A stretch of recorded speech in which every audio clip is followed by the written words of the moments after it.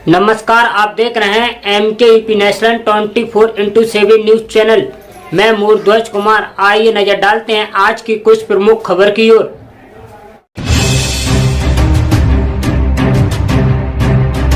दोस्तों, अगर आप भी विराट कोहली और महेंद्र सिंह धोनी के फैन हैं, उन्हें महान खिलाड़ी मानते हैं, तो वीडियो को लाइक जरूर कीजिएगा। दोस्तों, IPL 2024 के 68वें और सबसे रोमांचक मुकाबले में प्लेऑफ में अपनी जगह निश्चित करने के लिए आमने सामने थी विराट कोहली की बैंगलोर और धोनी की चेन्नई सुपर किंग्स।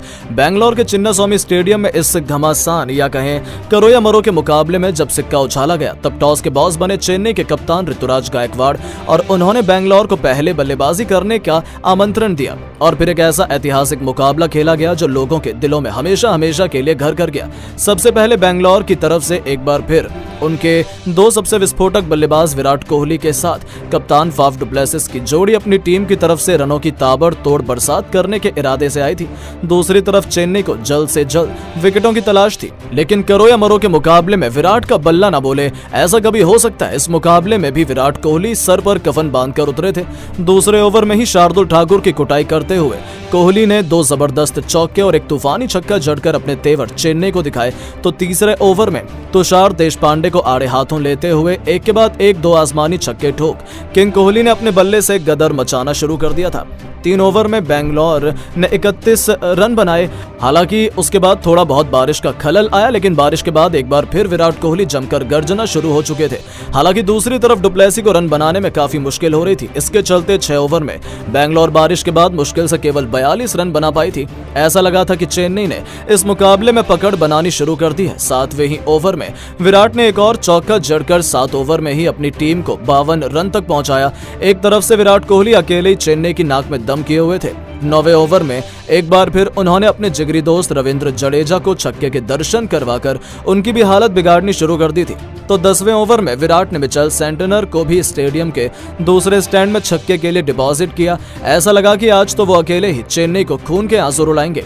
दोस्तों, तभी मुकाबले में एक बहुत बड़ा ट्विस्ट आता है। जी हां दोस्तों, ईंट का जवाब पत्थर से देते हुए सेंटनर ने किंग कोहली को अपने जाल में फंसाया और बाउंड्री पर विराट कोहली फील्डर को अपना आसान सा कैच थमाकर पवेलियन लौट गए। लेकिन जाने से पहले उन्होंने केवल 29 गेंद पर 3 चौके और 4 खौफनाक छक्कों से सजी 47 रनों की बेमिसाल पारी खेली। 78 रनों की डु प्लेसी के साथ ओपनिंग पार्टनरशिप को अंजाम दिया। 10 ओवर में बैंगलोर ने 78 रन 1 विकेट के नुकसान पर बना लिए थे। उनके आउट होने के बाद मैदान में अब रजत पाटीदार उतर चुके थे, लेकिन इतनी जल्दी चेन्नई की खुशियां मातम में बदल जाएंगी, किसने सोचा था। 11वें ओवर में एक बार फिर रविंद्र जडेजा की शामत लाते हुए इस बार डु प्लेसी ने पहला चौका जड़ा, तो ओवर की आखिरी 2 गेंद पर 2 खौफनाक छक्के ठोके।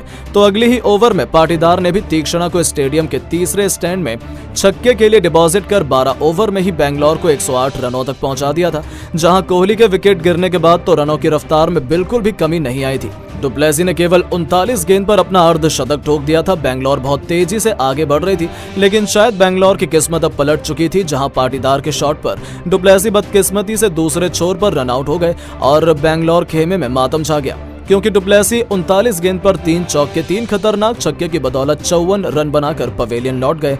13 ओवर में 113 रन ही बने थे और बैंगलोर के 2 सबसे बड़े बल्लेबाज पवेलियन लौट गए थे। मैदान में अब पाटीदार का साथ निभाने के लिए कैमरन ग्रीन को भेजा गया था, जहां पर पाटीदार का बल्ला तो रुकने का नाम नहीं ले रहा था। इन दोनों खिलाड़ियों ने चौके छक्कों की झड़ी लगा दी। 14वें ओवर में सिमरजीत की पिटाई करते हुए कुल 19 रन बटोरे, तो उसके बाद भी उन्होंने तबाही उनकी थमी नहीं। 16वें ओवर में ग्रीन ने छक्का लगाकर अपनी टीम को 16 ओवर में 155 रनों तक पहुंचा दिया।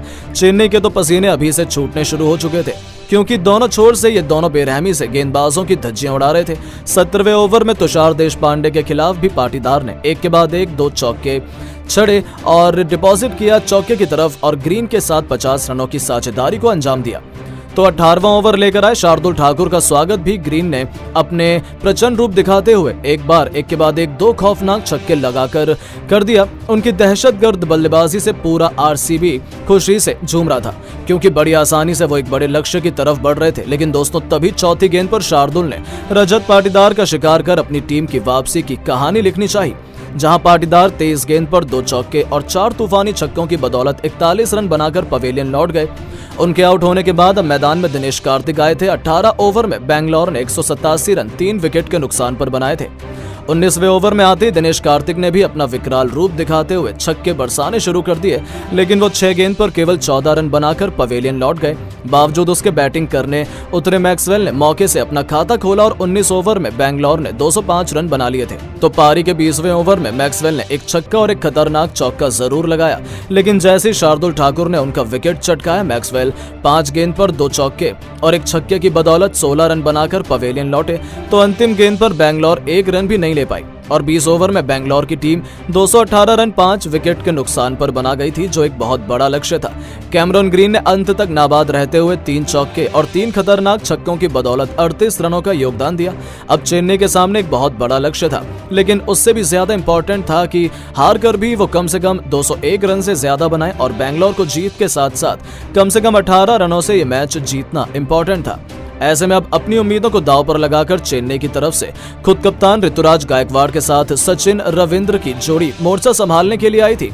लेकिन पारी की पहली गेंद पर मैक्सवेल ने ऐसा चमत्कार दिखाया कि ऋतुराज गायकवाड़ का शिकार कर उन्होंने अपनी टीम को सबसे बड़ी सफलता पहली गेंद पर दिला दी, जिसके बाद तो पूरा बैंगलोर खेमा खुशी से झूम उठा, क्योंकि गायकवाड़ को उन्होंने खाता भी खोलने का मौका नहीं दिया था। नंबर 3 के पायदान पर डेरिल मिचेल को भेजा गया। दूसरी तरफ रविंद्र ने ओवर की आखिरी गेंद पर चौका जड़कर पहले ओवर में ही 12 रन बटोर लिए। मुकाबला कांटे का हो चला था। ये कहना मुश्किल था कि कौन बाजी मारने वाला है, लेकिन दोस्तों ये तभी यश दयाल ने ऐसा तहलका मचाया कि अपनी खतरनाक गेंद में उन्होंने डेरिल मिचेल को फंसा लिया, जो काफी देर तक हवा में थी, और फिर उसके पीछे दौड़ते हुए किंग कोहली ने हवा में उछलते हुए एक ऐसा लाजवाब कैच लपका जिसे देखकर तो पूरा स्टेडियम हक्का बक्का रह गया था।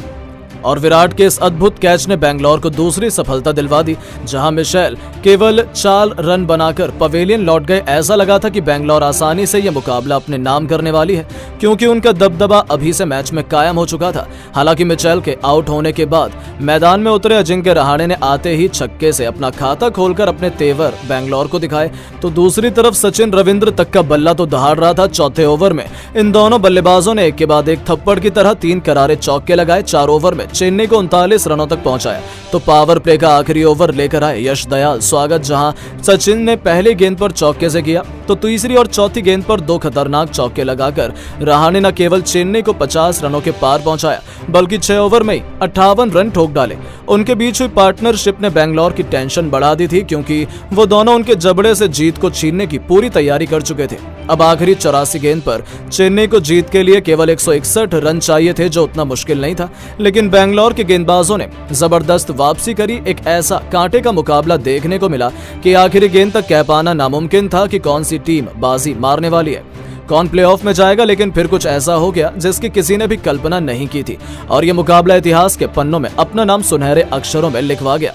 लेकिन दोस्तों, अब आपको क्या लगता है, कौन सी टीम IPL 2024 की चैंपियन बनी? आप किसे सपोर्ट कर रहे हैं? अपनी कीमती राय नीचे कमेंट करके जरूर बताएं, और ऐसी शानदार खबरों के लिए चैनल को सब्सक्राइब करना बिल्कुल ना भूलें। धन्यवाद। यूट्यूब पर लाइव खबरें देखने के लिए MKUP नेशनल 24/7 न्यूज चैनल को सब्सक्राइब करें और ज़्यादा से ज़्यादा शेयर करें। फिर मिलते हैं ऐसी अन्य बड़ी खबरों के साथ। देखते रहिए MKUP नेशनल 24/7 न्यूज चैनल।